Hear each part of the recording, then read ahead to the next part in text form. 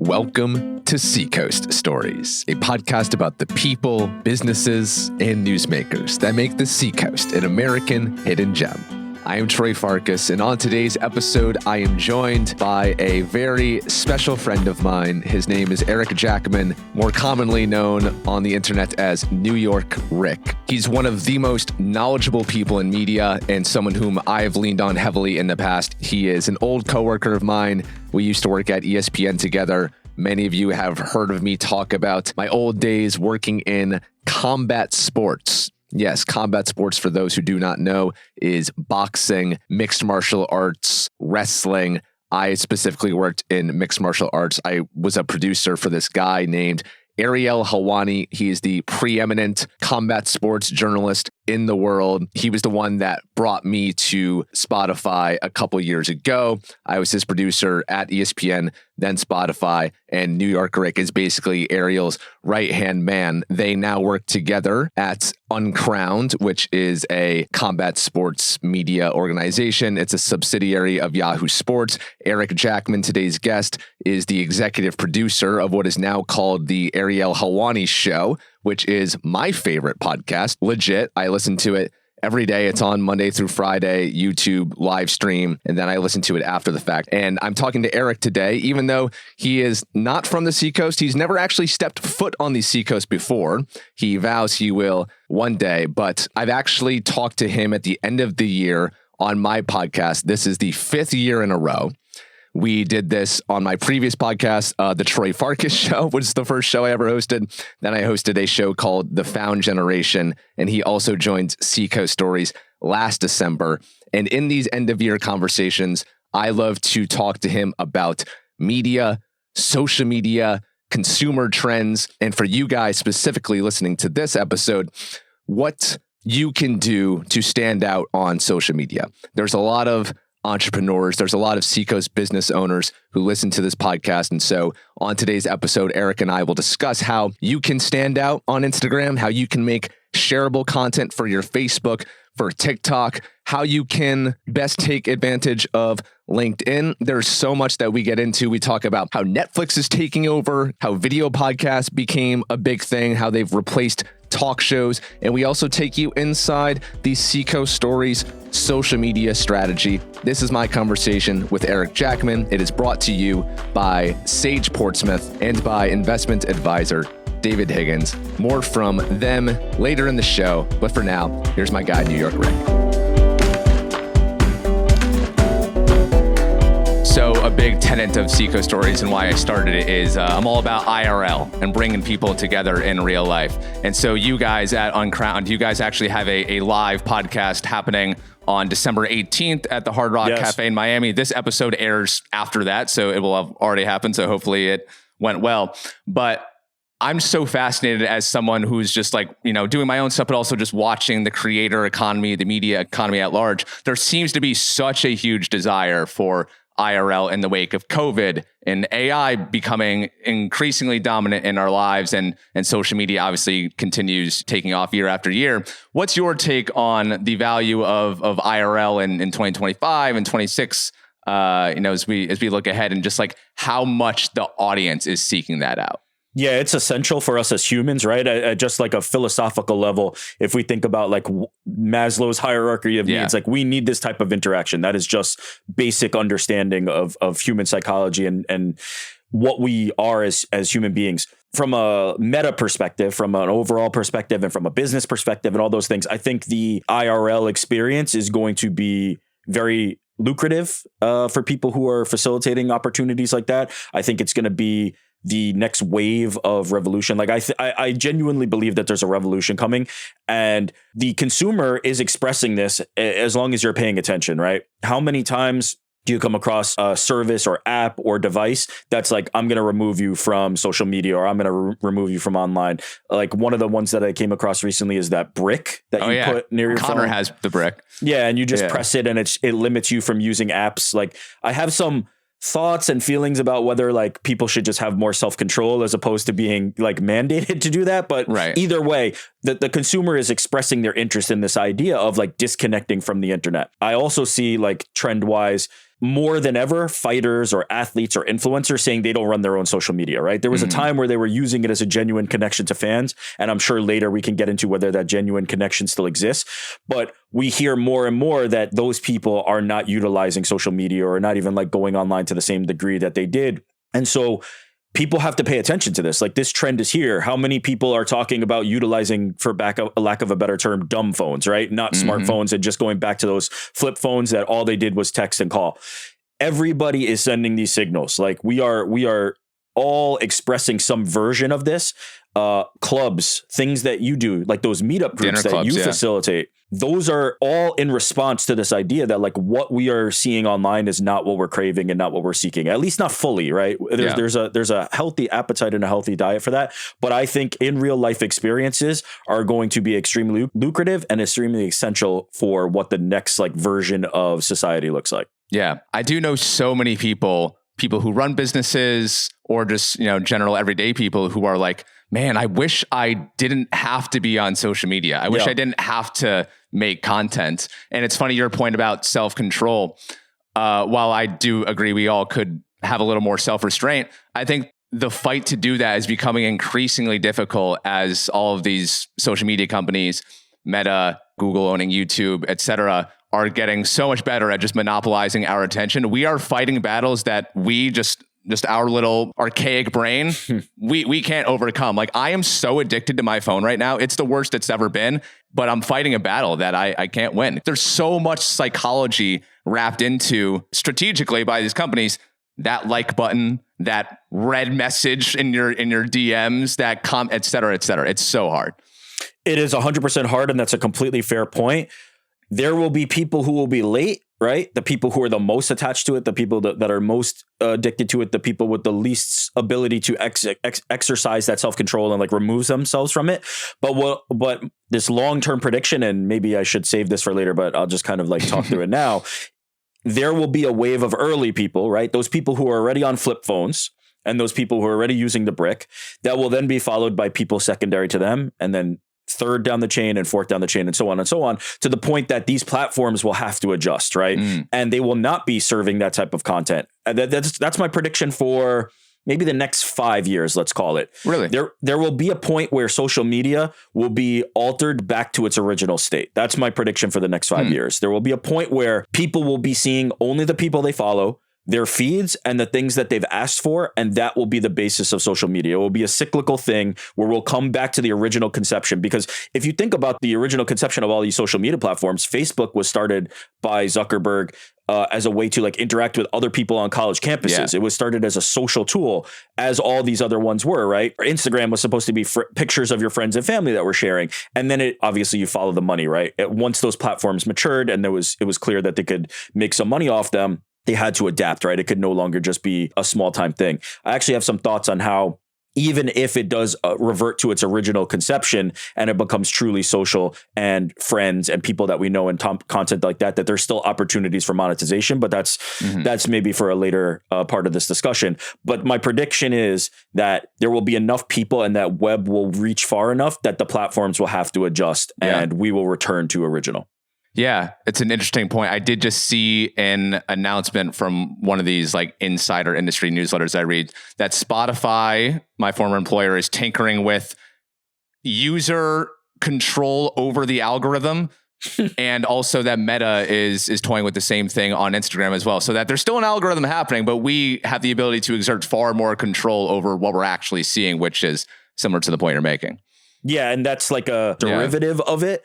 I think we will get further than that in 5 years' time, to the point that people have been so sullied on the experience of online life where they're seeing things that they didn't necessarily want to see, or even that they might want to see, but they know that they're being gamed, right? There's an awareness now that even when this algorithm is working, right? I am a TikTok user, no doubt. I love TikTok. We talk about this every year since TikTok came out. Their algorithm is fantastic. They serve me stuff that I really want to see, but there is an element of when I'm watching these things that I know I'm being gamed, that I know that they are serving this to me based on a formula and based on an algorithm, and it lacks that human experience and it lacks that human touch, and is similar to these AI conversations that are happening now, where it's like, yes, it does make life easier. Yes, it does produce some great results, but there's an awareness of kind of the things that are happening behind the scenes and how it's tricking our psychology. Circling back to like the cable discussion. So obviously, working in podcasting, this is something that I've been watching for years, the video podcast space, and it's only gotten more popular and more prevalent. And now every podcast advisor and their mother, including myself, will tell you, yeah, you need to have your podcast on YouTube. You need to have a visual element to your show. And so now we're seeing podcasts are now like your late night talk shows. Like late night talk shows are falling by the wayside. And now it's these people sitting around a microphone that are replacing talk shows. YouTube is by far and away the number one most, streamed platform in the world.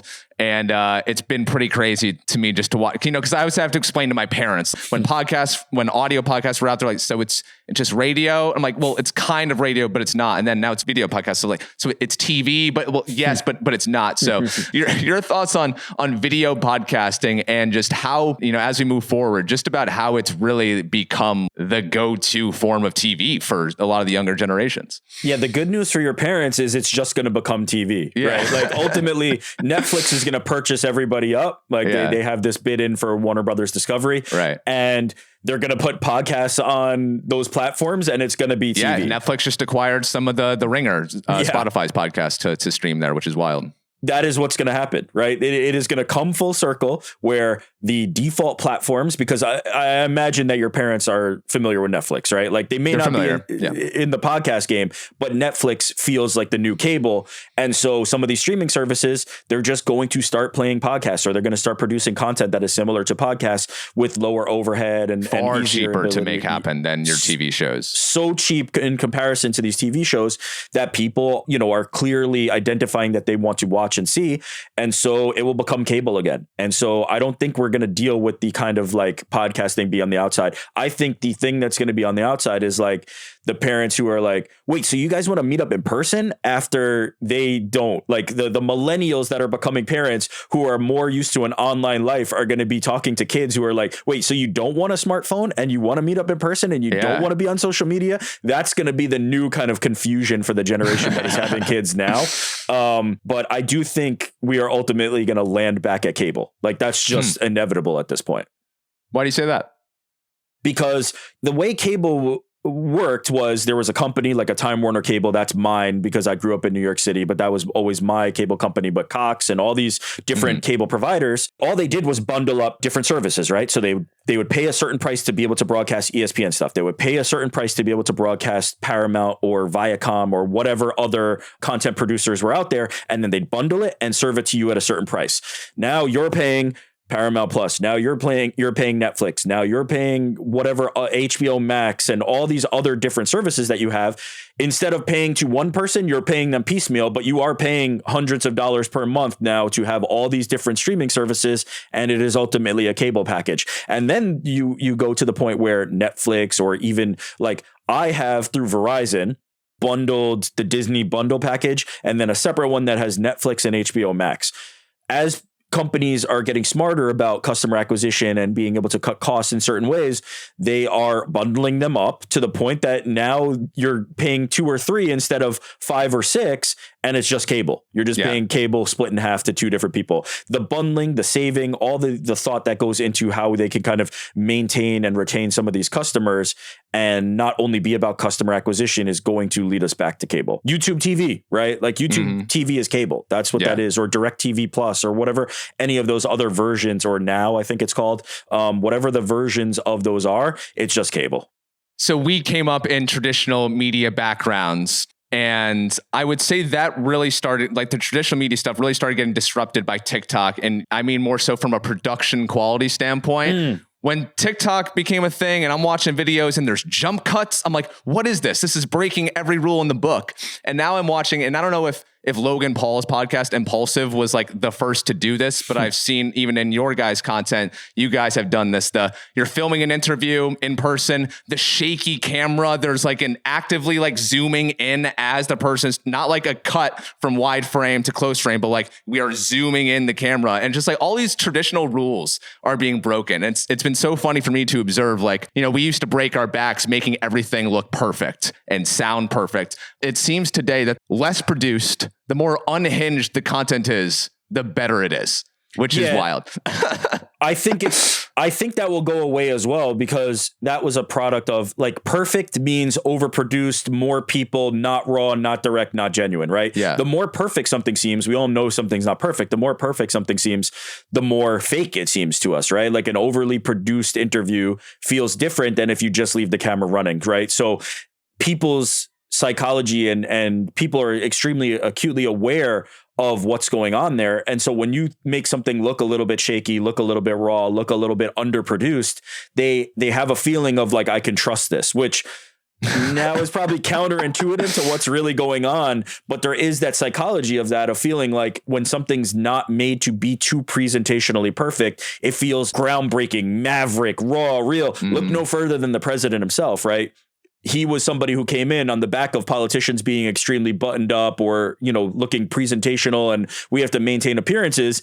And he just came out and said things. And now whether you agree with the things that he's saying or not, I'll leave that for a different like political channel to kind of discuss. But the idea that he came in with a stance of, no, these things are not going to be like overly rehearsed and scripted and yada, yada. And people are going to identify with this kind of raw and real and seemingly maverick nature, regardless of whether that's the truth or not. The perception is that. And so I think that's true across content as well, where people are dying for genuine connection. People are dying for authenticity. This is all that people want, and they're feeling like they're not getting it. And so this step even closer to it, to them feels like a reprieve, right? Where it's like, okay, this is not overly produced. I can identify with this. I can connect to this. Just somebody with a green screen behind them, or not even, just with a selfie cam and you know, somebody creating content that feels like they did it in the spur of the moment, feels raw and feels like we can view it as genuine. Yeah. I know a lot of the Seacoast business owners listening to this. This area skews older, so they're perhaps not as maybe on top of the trends in social media and, you know, what good content is in 2025, 2026 and moving forward. And so I just love for you to give some advice to some Seacoast business owners who are on social media. They're probably on Facebook and Instagram mainly. Some of them are probably dabbling in TikTok, but they all kind of operate the same as if, you know, when you're making reels and short form video content. I know a lot of them stress out about like, do I need to hire a social media agency to do this for me? I need to have the best camera, the best lighting, the best X, Y, and Z.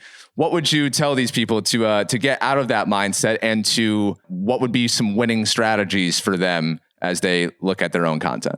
Yeah, the best advice I could give is to not do any of those things, right? Unless you can properly sustain it, unless you have the scale and the money and the ability to hire a dedicated agency or hire a dedicated social media person, I would suggest against that, because also, if you have the money for those things, it could probably be better spent on things to improve the business than those. All the local or business social media content that I get served, all the stuff that kind of finally gets to my radar, is just people being creative. You'll see a lot of different real estate agents. You'll see a lot of different restaurants. You'll see a lot of different car dealerships just making content with their local salespeople, just creating fun video ideas with their local salespeople, not shot well, not done with a high, you know, a red camera, not done with the highest quality film. You're just making content. If you can express a vibe, if you can get across like what the vibe of what you're doing is, or what the vibe of your restaurant or business or whatever that thing you're doing is, people are looking for that. As we just kind of laid out in the last couple of minutes, it's not that overly produced style. People can't really connect with that. So I would not suggest going that direction. I would suggest going in the direction of just give somebody a camera and let them create something. And there's going to be hits and there's going to be misses, but you'll find your way and you'll find your audience. So that's suggestion number one. Number two is there is an element that you have to play the game. Like, if you have a business, you have to have a Facebook, you have to have all these things. Now, do you have to produce a lot of content for all of them? No, I would suggest only producing content for platforms that are going to serve you well, right? That actually produce something for you and have a reason to be served. But you do, if you're after customer acquisition, whether it be a local business or an online business or whatever, there is a certain element of having to be on social media, and you have to kind of play that game. But what I think is interesting is that shift between customer acquisition and customer retention, because I think the retention game is where people are finding success, not utilizing the same old tricks of social media. Because now with retention, you can focus on strategies and things that develop that are straight to consumer and don't have to be this kind of like casting a wide net and being goofy and getting outside your comfort zone. You can go with traditional marketing activations straight to consumer that are going to be effective because people are looking for that, right? If they're already in your funnel, you can find a way to do that. So I think it just kind of depends on where you are, in terms of the stage of your business, whether customer acquisition is the only thing you're concerned about, the most important thing you're concerned about, something you're not necessarily concerned about at all, and you have a great base of consumers and you just need to serve them. It's going to vary, but genuine, authentic content and things that are not expensive to produce are going to be the way, especially if you're a small business. Yeah. What are your thoughts on running? Because this feels wild westy to me in terms of like it's something that I never had to touch in any of my previous jobs. So I'm finding out on the fly. Running local ads via the Meta suite. What's the best way to utilize that feature? And yeah, how would someone get the most out of that? Yeah, those are very effective in terms of reaching wider audiences. The problem is always going to be conversion, right? If you're running these things, just my best advice is to try all these different marketing levers that you have, but keep an eye on the results, right? If your conversion rate is not leading to successful, if your strategy, if your campaigns are not leading to conversion, then you have to keep an eye on that and maybe adjust the strategy or move away from that platform and try a different route. But they are a cheaper and very effective way to reach a wide swath of people. If you're local and you can super target, like if you're a restaurant as an example, that's always what I think of first when I think of local businesses because it's the most obvious. Being able to hyper target people in your specific area is an incredible tool, right? Because you can reach nearly everybody in your region with XYZ platform because most of them are on it. Let's call it Facebook because it's just the biggest. So that ability, that tool is invaluable and something that you should be utilizing, but make sure as you're utilizing it that you're keeping an eye on what it actually leads to, whether it be conversion to, hey, they purchased something or they made a reservation through the campaign, or even, hey, that month we ran this and our dollars were up. Kind of keep an eye on the correlation between how those things are flowing and then adjust from there. But you can't avoid them. You can't ignore them. And also they can be quite valuable when it comes to reaching audiences. But as I said, my thought process over the last year has all been about retention because I think that that's way more valuable in this economy because having these genuine and authentic audiences that you can rely on and go to and can be part of your community are going to be much easier to sell to and much easier to get engaged than the person who saw a Facebook ad and saw, oh, okay, I'll try it, comes in, spends $10 and never comes back. Let's talk about the elephant in the room on the Seacoast. Housing. What if I told you there were brand new condos in Portsmouth that were actually a great value buy and that you'd be proud to live in? Enter Sage Portsmouth, the new condo community in McKinnon's Plaza, or as we're calling it now, Portsmouth Green. Same area, but way better vibes. Sage is home to 95 stunning studios, 1 bedrooms and 2 bedrooms. And I've toured these condos multiple times now, and I have never seen anything like them on the Seacoast. These things are legit. I mean, your steps from McKinnon's, Vita Cantina. I mean, hello, David Vargas. There's Starbucks, there's fitness studios, and basically everything you need without having to circle downtown for parking like you're playing real life Frogger. Plus, Sage has on-site amenities, work-from-home offices, and interiors that actually feel modern. Walk-in closets, clean finishes, and coastal details everywhere you turn. And right now, this holiday season only, Sage is offering major discounts on over 20 homes. Prices start at $429.9, and there's several workforce housing opportunities available as well. If you've always dreamt of buying in Portsmouth, this may just be the opportunity you've been waiting for. Visit sageportsmouth.com and move fast, because once the new year hits, these prices are going back up. Again, that is sageportsmouth.com.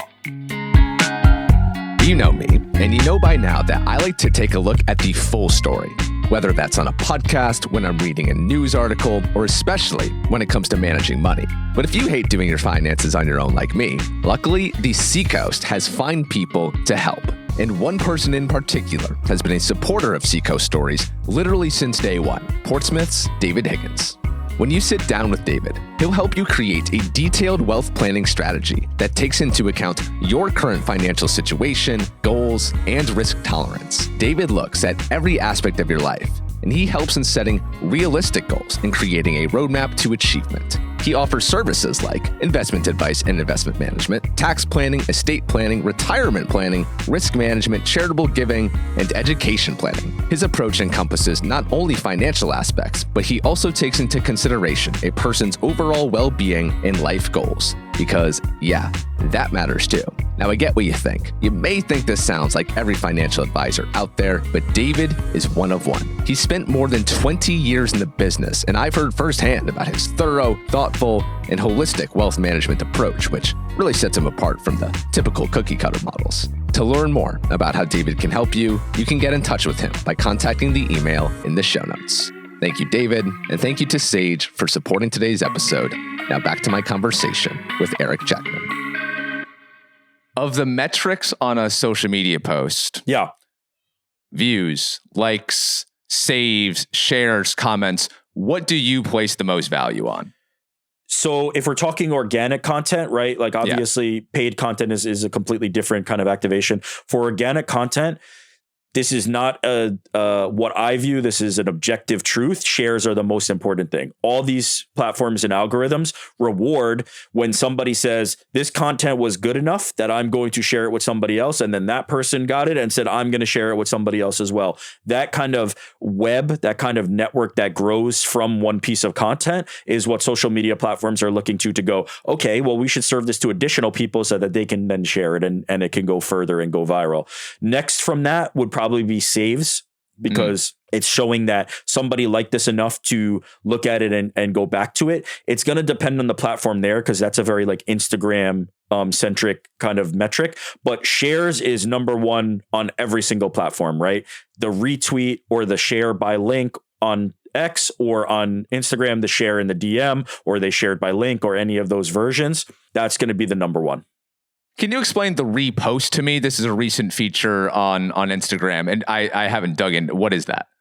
That's just, previously you used to have to post to your feed organically, or you could collaborate with people. The repost is just like a retweet on X, where you're just able to say, here's something I like, but I'm not necessarily involved in it, or maybe I am, or maybe I'm not, but able to essentially serve it to your audience without having to post it or be a collaborator. Okay, yeah, it doesn't show up in my feed at all. Correct. It's not going to be on your tile. Like if they're looking at your tiles, it's not necessarily going to be there. It's just saying, hey, check this out. I thought this was cool. It's probably like a bit of a duplication with stories, right? Because if people are looking in stories, that's what a lot of people do use it for, is like, just check this thing out quickly. Right. But I've always had a bit of a friction between stories and feed. I'm somebody who thinks if something is important, you will put it in feed. And if it's insignificant, you'll put it in stories. So I never really watched many stories, because I felt like that was like transient content that people weren't necessarily I love the stories. utilized. I don't really do the feed stuff. That is the friction, right? It tends to be that people are in one bucket or another. I think Instagram, or Meta rather, identified that like, hey, we're missing an opportunity for people to be able to share things in feed that they didn't necessarily want to post to their feed. And so they've created this avenue for it. Yeah. Well, the stories just feels like I have a little more control over what I see, and the more that's true. The people that it will put them to the top of your feed, like the people that you often interact with, where like I feel like in feed it doesn't necessarily do that as much. Yep. No, and the other major ability is the ability to link, right? You can direct people to specific things, which is massive for that platform. What I've never understood is, and I've just noticed this in my own content, if I'm on my story, I am sharing an Instagram post from someone else or myself, and then I share that to my story, it is way less engagement than on just like any of my other just like organic story posts. I've never quite understood why, because it's keeping it all within the same platform. I could understand Instagram, hey, like you're linking out to YouTube, we're not going to push that. But if it keeps it in the same platform, I've never understood why those posts get less engagement in your story. I don't think it's deprioritized by the platform. What I would guess is that your audience either already knows that post exists, right? Like if you're sharing something to your story, there's a high likelihood it's going to a lot of people who are engaged with you already and might know that post exists, so they don't need to interact with it, because it's visually, they click on the story and they go, oh, I already looked at that. I already interacted with that. Or secondarily, it's just not a clean experience, right? If you post something natively in the story, it's just so much more engaging. It's so much more vibrant. It's so much more of an authentic feel. And as we've talked about many times throughout the discussion, that like genuine authenticity and connection and thing is the thing that people identify with and seek the most. And so it feels feels like a derivative of, right? It's like, here's a thing, but it's kind of on this other part of the platform. So if you go to it, you can see the thing more. You're better off sometimes just posting it, as you've kind of seen with your engagement in the story itself, even if it's a duplication and even if it doesn't contribute to the metrics of the other. They're kind of these different buckets. I've been a big fan of the trial reel. This is a feature that Instagram maybe posted in the summer. And I don't know if this is something that you guys dabble with, but, and correct me if I'm wrong, TikTok has been the last few years just kind of like the unhinged social media app. Anything works on TikTok, whereas people feel they kind of have to be a little more polished, buttoned up, produced on Instagram. So Instagram's counter to that was, okay, if you're self-conscious about your content, let's post it as a trial reel first, where that just goes to the people who aren't following you, the people that you probably don't know and they don't know you. You don't need to be self-conscious about it because you don't know who these people are. Post it as a trial reel, see how it performs, 24, 48 hours. And if it performs well, great. You can post it. Your followers will see it and it has a good chance of being highly engaged with post. And if it doesn't do well, great, like no sweat off your back. No, you're not embarrassed at all. So the trial reel, I become a big fan of. I'm also a fan of it, but sweet Troy, I think you're misguided in their motivations here. Oh, please tell me. That may be an element of it, right? The idea of like, this is for an audience and this is not going to be my core people, so I don't have to worry so much. But my sense of it, the machinations behind it are more from the perspective that there were too many complaints of people feeling like, why did my reel not hit, right? Why did this piece of content that I took the time to post get such low engagement and I posted it here and it didn't do shit? They've now created a platform, a different subservice that you can utilize that if it doesn't hit, you can go, oh, well, it didn't hit. It was just a trial. So they've actually just gamed the system to the point that they've changed your psychology to feeling like success and failure is irrelevant, right? Success or failure of these trial reels is irrelevant because if it's just a trial, it's like, I didn't put too much effort into it. I was just trying it out and I don't have to worry about it. I think this is in direct response to the idea that people are gumming on these platforms and feeling like they have no understanding of this algorithm, no understanding of how to break through, no understanding of their audience that they used to be able to connect with and used to be able to understand and say, okay, if I post this, I'm going to get this much engagement because I know that these are my people and they're getting served it. And the waters around these algorithms are so murky now that there is no constant, there is no reliability, that they've created this mechanism where it's like guilt-free. Oh, you just posted here on this trial and it doesn't matter if it's good or bad. Who cares? My ego is not bruised and I don't have to have the negative feedback loop. Now, if something's successful, you can now post it on your feed and hopefully it kind of like is a one-to-one thing where if it was successful elsewhere, you post it on your feed and it becomes successful. But I don't think their motivations are purely noble to protect people from embarrassment. I think it's actually because they've got so much negative feedback on the lack of understanding of these algorithms that they've created a mechanism where you can just guilt-free kind of do it. You said the share is the most valuable metric for people. For anyone listening who says, okay, great, I need to make shareable content. Yeah. What kind of stuff should people be making that is shareable? That's complicated.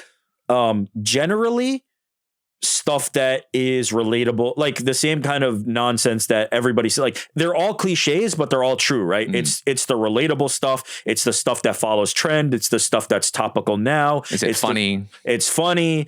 It doesn't always have to be funny. Funny seems to be the mechanism that people go to the most. It seems to be the thing that people hone in the most because everybody thinks they're funny when sometimes they're not. Everybody thinks, I could be funny. I'm funny. And then they try to be funny. But it is like things that people can relate to. More specifically, though, getting outside the larger scope of that, the larger meta of that.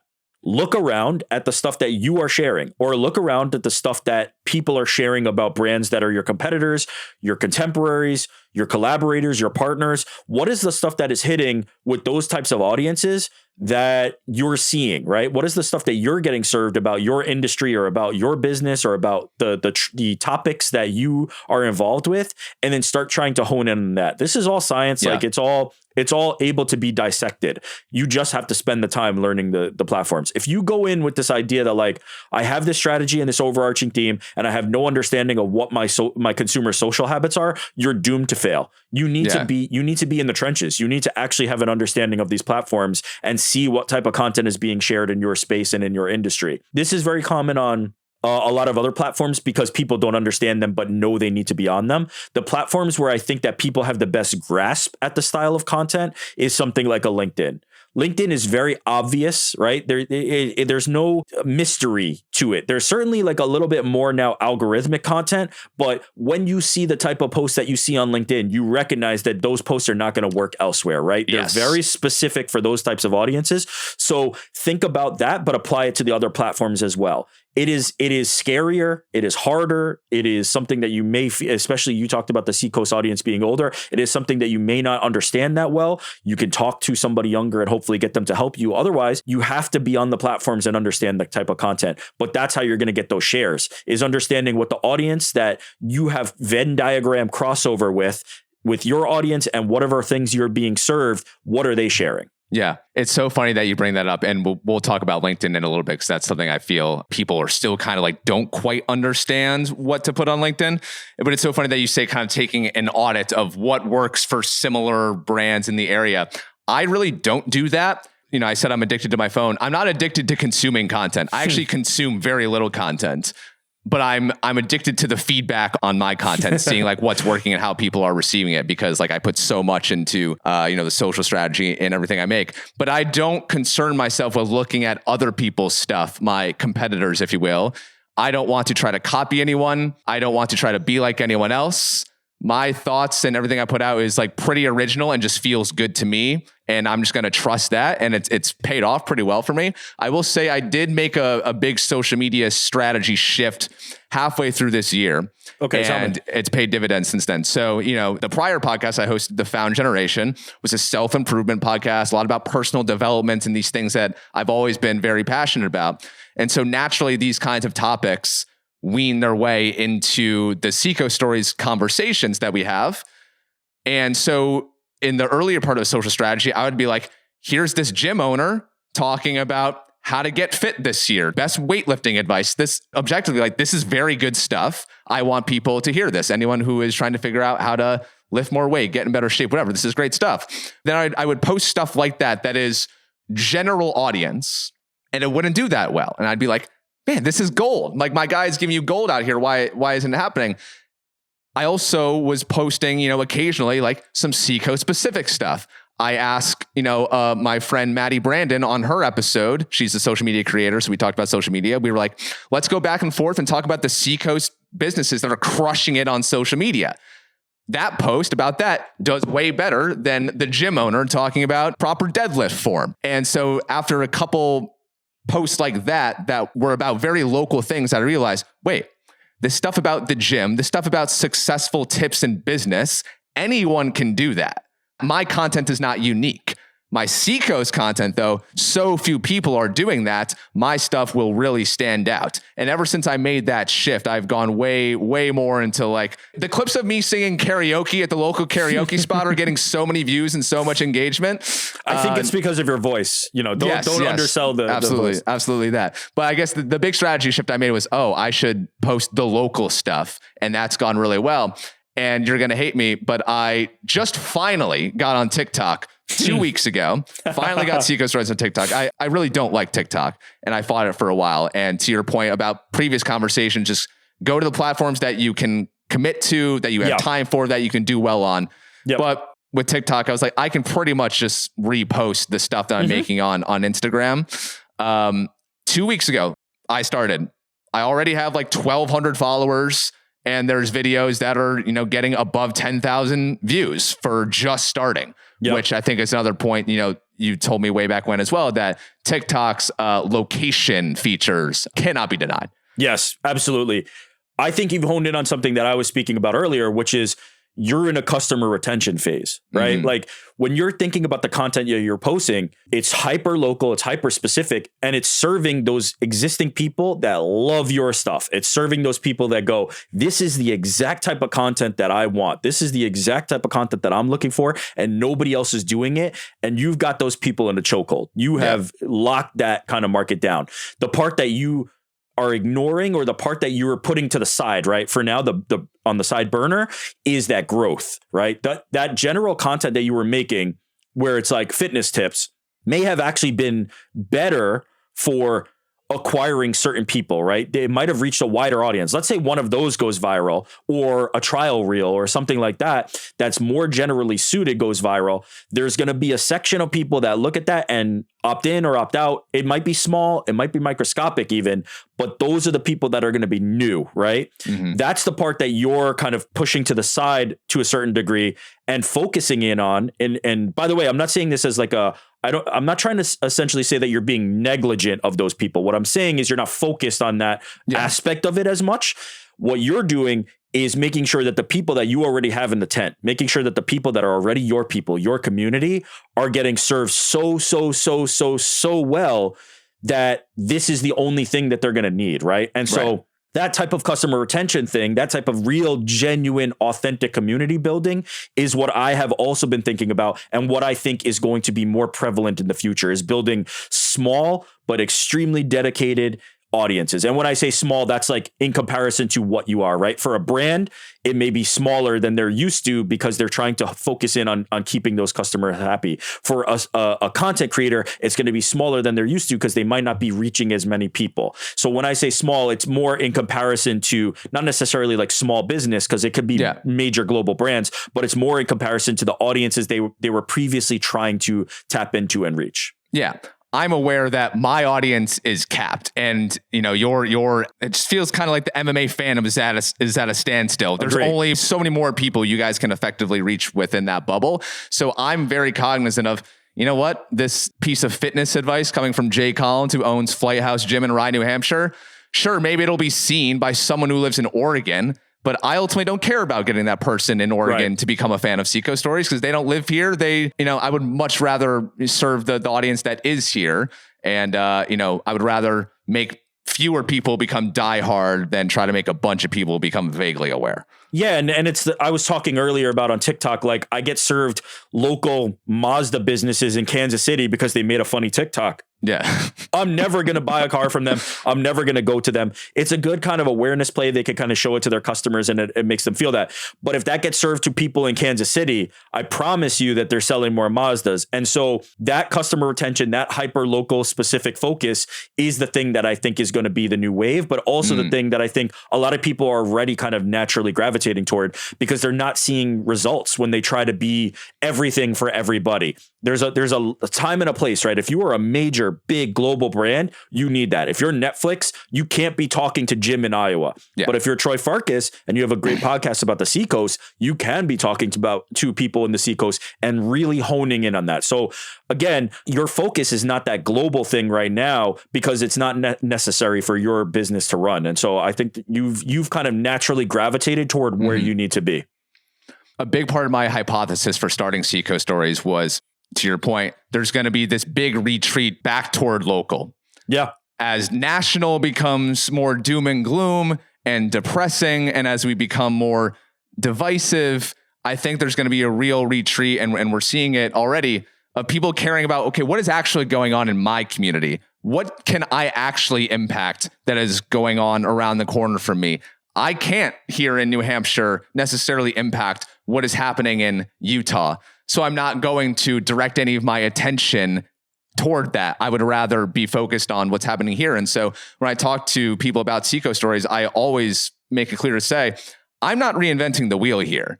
Local news, local content has been around forever, but what I'm doing is putting a new age spin on it. My long form interviews with the local coffee shop owner is just a new age version of the profile of this man that used to be in the Sunday newspaper or in the local magazine. And my podcasts are replacing the radio shows. It's all the same thing, just a different medium. No, and you've touched on something very interesting and I agree with, is that as like the global or national news becomes scarier, it becomes a lot easier to say, I'm going to control the controllables. And that's my immediate people, my community, my family, and not worry about what's happening out there. Right. So as we're continuing to hear more and more kind of depressing news, and again, I don't know if necessarily there's more depressing things happening or we're just being served more of them. We're just more aware of it. We're more aware of what's kind of happening. But regardless, the end result, I think the direct impact of that is people going, I'm going to bunker down with my immediate people, with my closest friends, family, and community, and focus on that and focus on improving that, focus on contributing to that. And so as that happens, things like Seacoast Stories, but other local businesses, I think, are going to benefit from that idea as long as they're properly situated to take advantage of it. Yeah, absolutely. Another big thing, a social media trend that I've been watching goes back to something that we had kind of discussed earlier this year. So there's an episode of a podcast called the Colin and Samir Show. For those who don't know, Colin and Samir are these big time YouTubers who have a podcast and a YouTube channel about YouTubing, about the creator economy and everything that's happening there. They did an interview of their podcast with the CEO of Patreon. It was entitled "The Death of the Follower." And I shared this podcast with you. And the overarching takeaway, I mean, the title says itself, the follower, the social media follower does not mean as much as it used to. Case in point here, on Instagram right now, I have 9,000 followers. I, can take a look at the local other creators who have been around far longer than I have. So they've got 20, 30, 40,000 followers. But if I look at the content, I see they have 2x, 3x, 4x the followers. I have 3x, 4x the engagement. The follower does not matter as much as it used to. What's been difficult for me, though, is as I am trying to book brand deals and sponsorship deals with a lot of these companies who, again, are being run by perhaps less digitally native people, they just see the follower number and think, oh man, that person's doing better than Troy. They have X amount of followers, but they don't go the next step to be like, no, actually Troy's stuff is doing way better. So the death of the follower is something that I've been curious about, seeing how the engagement on a post, the views of a post can be way more than the actual follower count, which has been such a wild thing to observe.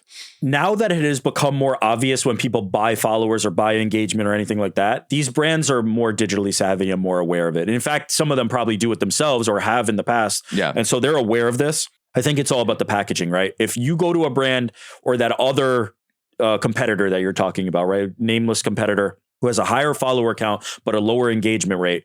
If you go to a brand and you both sell them something, the one who sells them their version of what they can do the best is going to be the one that wins. If that other brand goes, well, we have this many followers and you're going to get in front of that audience, right? It's an awareness play. You're going to get in front of X number of people. They may buy that. But if you go to that brand and say, you're going to get in front of less people than they're able to offer you, but I promise you that the people that I am able to put you in front of are much more likely to convert and much more likely to utilize whatever service you're after, or much more likely to at least pay attention to the brand and have an awareness of it and be a loyal fan to it. That's a different appeal, and they may go for that as well. So it's really about the packaging. It's really about the optics and how you're able to kind of convert those brands and do those things. But I will say, I see in my conversations with a lot of these brands, like, there's a certain level of involvement that I have with this.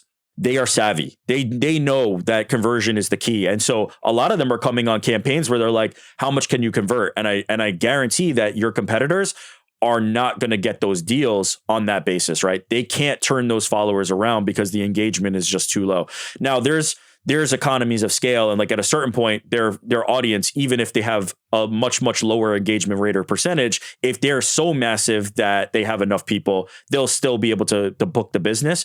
But the hyper specificity is going to serve you well long term, right? As you continue to kind of grow and grow and grow. I don't think you're completely out of the growth phase. I think there's obviously still so many people in the Seacoast that you can acquire, but you're continuing to grow at a lower rate with more engaged audience. Couple more platforms I want to ask you about before I let you go. So I first came aware of Substack in 2021 when our guy, Ariel Helwani, got a deal from Substack to write for them. And I, coming from a newspaper family, having loved writing my entire life, was so jazzed about this because for those who don't know, Substack is a subscription platform for writers, for people with newsletters, and the consumer can pay directly to that writer for their content.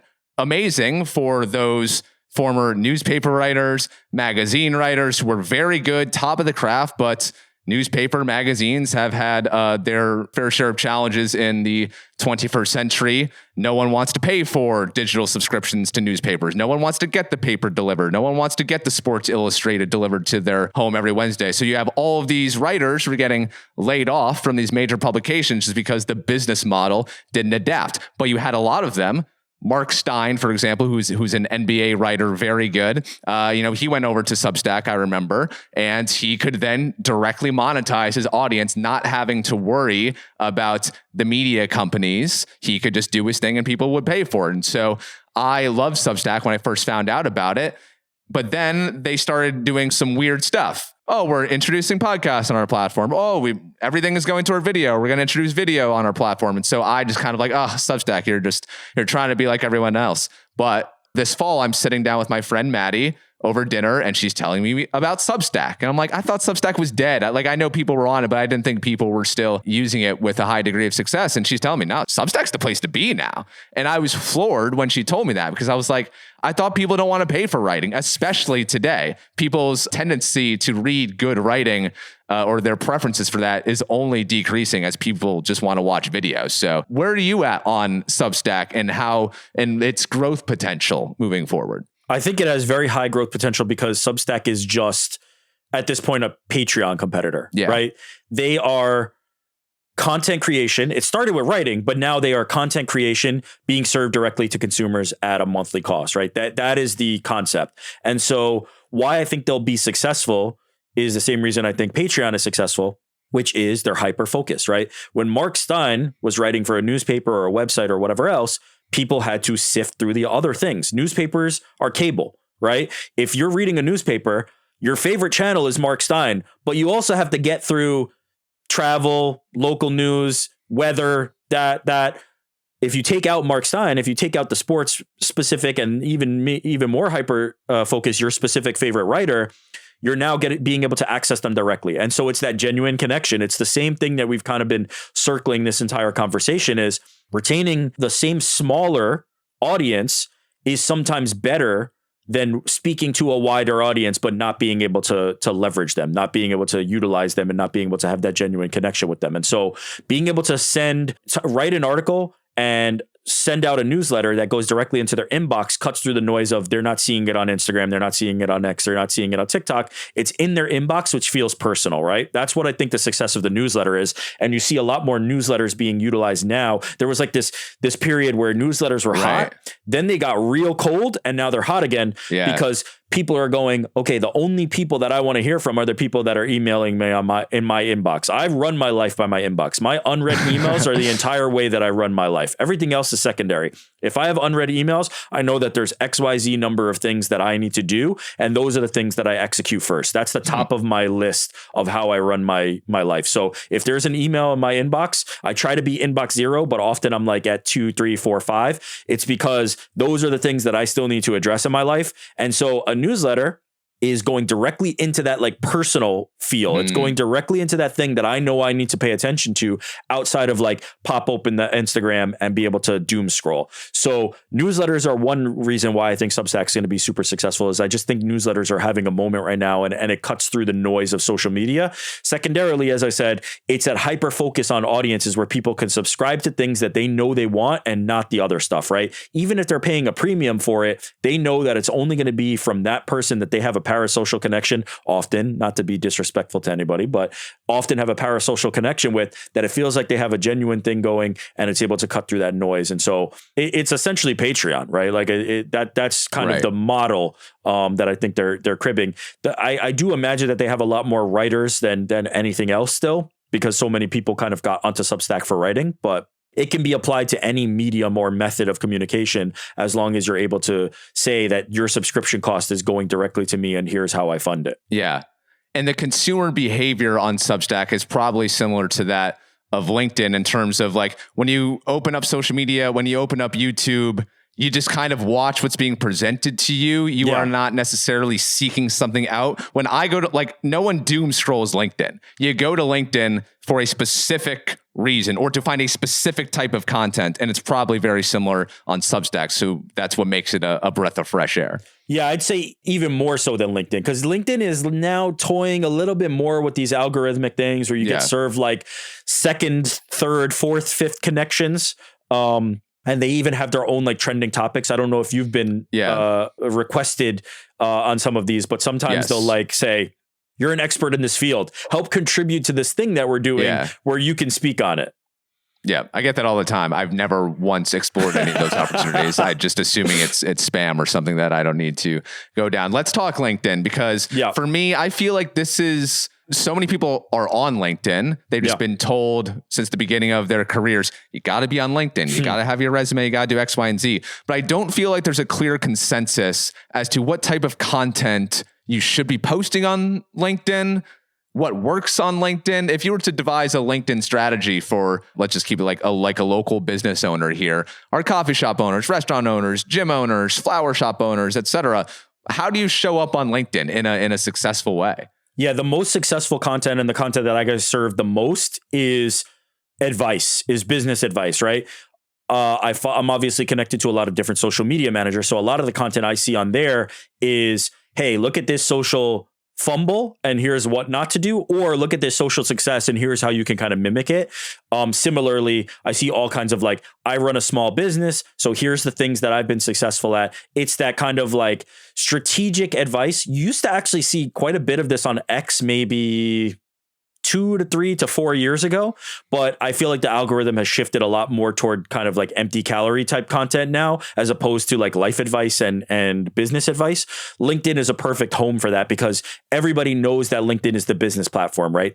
You're not going to see just funny cat videos. That's just the reality of LinkedIn. You're not going to be served that. So I think it's become a little bit of a reprieve for people who are like, I want to get involved in social media. I want to be able to interact with the community, but I don't necessarily want to see all the other noise. I don't necessarily want to see all that other stuff. So LinkedIn is very like serious. There's funny stuff. There's a little bit of memes and all those things, but most often they're related to business or related to these kind of topics that swirl around LinkedIn as opposed to just random, right? You're not getting served a random, hey, look at this cop video or, any random other thing that may be political. LinkedIn is kind of insulated from a lot of that, unless it's related to how business is running or something like that. And so I think it's a safe place for people to exchange those ideas and do that, but it is very then specific on that front. And there's going to be a smaller threshold for how many people are interested in that type of specific content. But to return to the original question, what I see doing best is content advice, right? Is, hey, this is something that my business did and it's successful. Here's how you can do it too. Or here's a mistake that I made in business and here's how I corrected that mistake and you can do it too. Yeah. Photos, videos, does it all work? I mean, I feel like my feed is mainly video these days on LinkedIn. Yeah, video is just always better because our lizard brain responds to like movement and stuff like that better than it does to still images. I think it's more about, I feel this is true for every platform. Whatever conveys your story the best is actually the best version for it. Then there's the ways you can game the algorithm. As an example, I'm a big fan of the Instagram handle Subway Takes. I think Kareem does a great job with that video series where they're just sitting down and he has the little Metro card and they're asking for people's Subway takes. But what I've noticed a lot lately is on Facebook, because you can post photo galleries, instead of posting the video, they post captioned still images of somebody delivering their take. And the thought and story behind that is the more people are clicking on that image and then engaging with it and swiping through, the more time they spent, the more the algorithm rewards that, hey, they've engaged with that post more, rather than a video that might passively be playing and they're skipping over it. And so there's ways to hack the system, but ultimately what I think is best is delivering the content that is most appropriate for whatever platform you're on, whatever that system rewards the best. That's the way you should approach it. So if it's video, if it's image, but do what fits best for that platform. Yeah. I actually recently on Instagram toyed with that very format that you just referenced and it worked out very well. So I'll definitely be doing more of that. Yeah. And one of we either talked about this in 2024 or 2023. I asked you, it feels like the photo carousel on Instagram is dead and that it's all video now. And I think you had said Instagram is going to try to even the playing field a little more. And I will say with my content, I posted a lot of carousels this year that have been very successful. And as I look back next few days over my most successful posts of 25, there will probably be more photo carousels than videos, which was very surprising to me. Yeah, all these things bounce back and the platforms adjust. That is why, though, I think when we were talking about like people not understanding the algorithm and what I thought was like the reason why they started these trial reels, it's getting harder and harder and harder to kind of adjust for that, because last year you're doing something completely different. Now this year you've tried something and it's working and you're doing something completely different. The unfortunate news I have for you, Troy, is next year it's going to change again and you're going to be doing those carousels and you're going to go, why are my carousels not working anymore? And something else is going to be happening. But with you seem very, very locked in on your audience and the data that you're being given and responding to the feedback and being able to adjust for that. Somebody like you is going to be able to ride those waves. But the people who are not as locked in on that and aren't as focused on it are going to be the ones that get frustrated with these platforms and may ultimately leave. Yeah. Everything is cyclical, if that's one takeaway from this conversation. When we have this conversation this time next year, when you still will not have been to the Seacoast, I will probably be saying, wow, my most successful post this year were just the one photo I posted. How about that? No, you did. They'll introduce text only based post, and yours was a text only based post. You wrote a blog post on Instagram that was your most successful piece of content. It is the holiday season, and 5 years in a row now we've had the annual wrap up of the year that was, and look forward to what's to come in the media world. Thank you, Seacoast people, for entertaining me. I'll get back to the coffee shop owner interviews and your local bartenders, but I had to talk to my guy Eric one final time this year. Thank you so much for joining me today, for dropping all your knowledge, for informing some of these Seacoast business owners about how to craft their content moving forward. And I'm so excited for you personally and your team and your coworkers, and wishing you and your family all the best this holiday season. I really appreciate that. I feel exactly the same. I'm really happy for this niche that you found. I'm really happy for your success. And we will only do a maximum of one more of these before I wind up in the Seacoast. There might be one, but we will only do a maximum of one more of these before I wind up in the Seacoast. You could take that to the bank. I'm a man of my word. So I'm hoping that it's a maximum of 0. I'm hoping that the next time we do this, we'll be regaling people with the tales of my journey to the Seacoast, but maximum of 1. If you guys want to move your headquarters to Portsmouth, New Hampshire, it's the next great frontier in media. You don't need that New York City anymore. Our biggest obstacle would be getting people into the studio. That would be, I think, the biggest obstacle. But as far as like quality of life, I feel like we'd be making a massive improvement. Yeah, it's high. One of these days, I'll get Calvin Cater on, famous Boston fighter, and that'll be big. That's great. Thank you. That's Eric Jackman, an executive producer at Uncrowned and the co-host of my favorite podcast, The Ariel Helwani Show. If you're at all interested in combat sports, you can catch Eric, Ariel, and many other past colleagues of mine live on YouTube Monday through Friday at 1 p.m. Eastern Time. Thank you for listening. And before we go, I just want to say thank you for all of your support this year. We did it big in 2025, from live podcasts to dinner clubs to 55 episodes and so much more. And I wouldn't be able to do this without you. So thank you. And I wish you and all of your loved ones the happiest of holidays. I'll be back next week with a replay of one of my favorite episodes from 2025. And then we will kick off season 4 on January 5th. Until next time, have a great week, everybody. Live free or die.